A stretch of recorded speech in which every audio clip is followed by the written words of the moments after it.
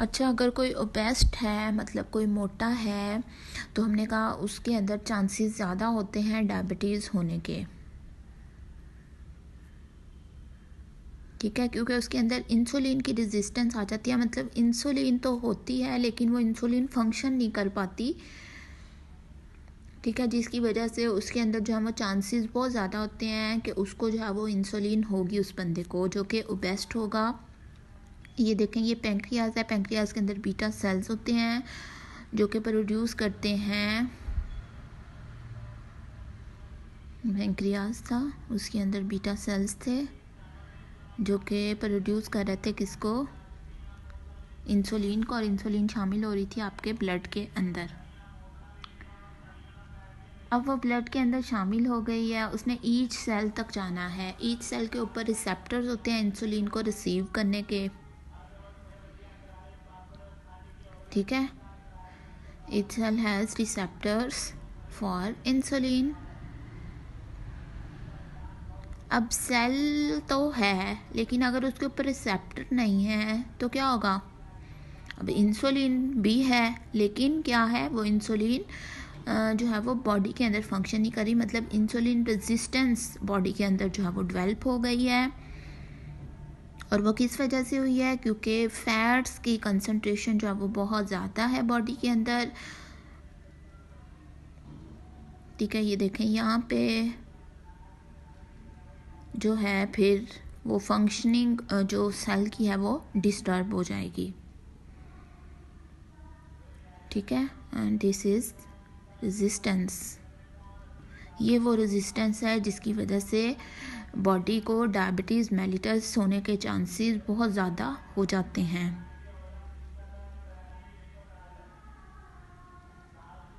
ठीक है, अच्छा जी, उसके बाद बेटे मैं आपको कह रही थी कि यहाँ पे हमने एक और चीज़ जो डिस्कस करनी है वो है जी डायबिटीज़ मेलिटस से ही रिलेटेड एक और स्टेज है MODY, maturity onset diabetes mellitus in young ones. Maturity onset diabetes mellitus in young once.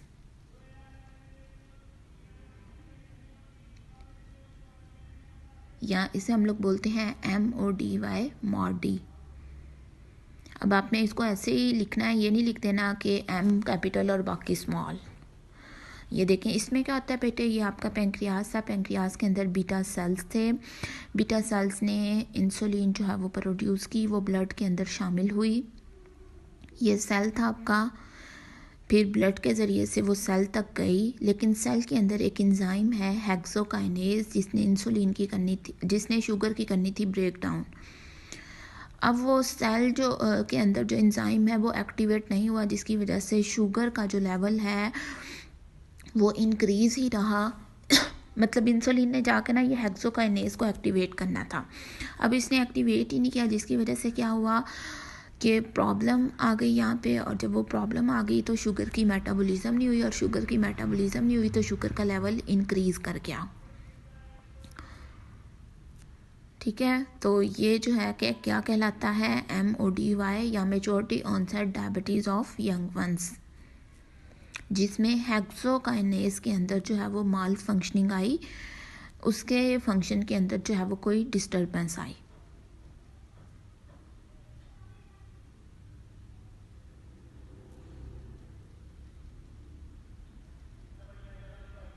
ठीक है, और ये भी एक जेनेटिक प्रॉब्लम होता है। नॉर्मल इंडिविजुअल्स के अंदर ये नहीं होता, लेकिन जिसके अंदर जीन्स के अंदर ये फॉल्ट होता है उसके अंदर ये डिजीज़ जो है वो होती है MODY, majority onset diabetes of youngs. ठीक है, इसी एंजाइम को हम बोलते हैं ग्लूकोज 6 फॉस्फेट। ठीक है,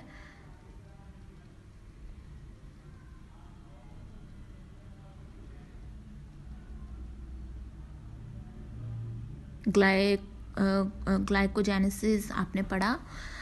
ग्लूकोज की जो ब्रेक डाउन होनी होती है वो यहाँ पे ये एंजाइम ही नहीं है, जिसकी वजह से वो नहीं हो पाती ग्लूकोज। और इसी एंजाइम को हम लोग ग्लूकोकाइनेज भी बोलते हैं। ठीक है।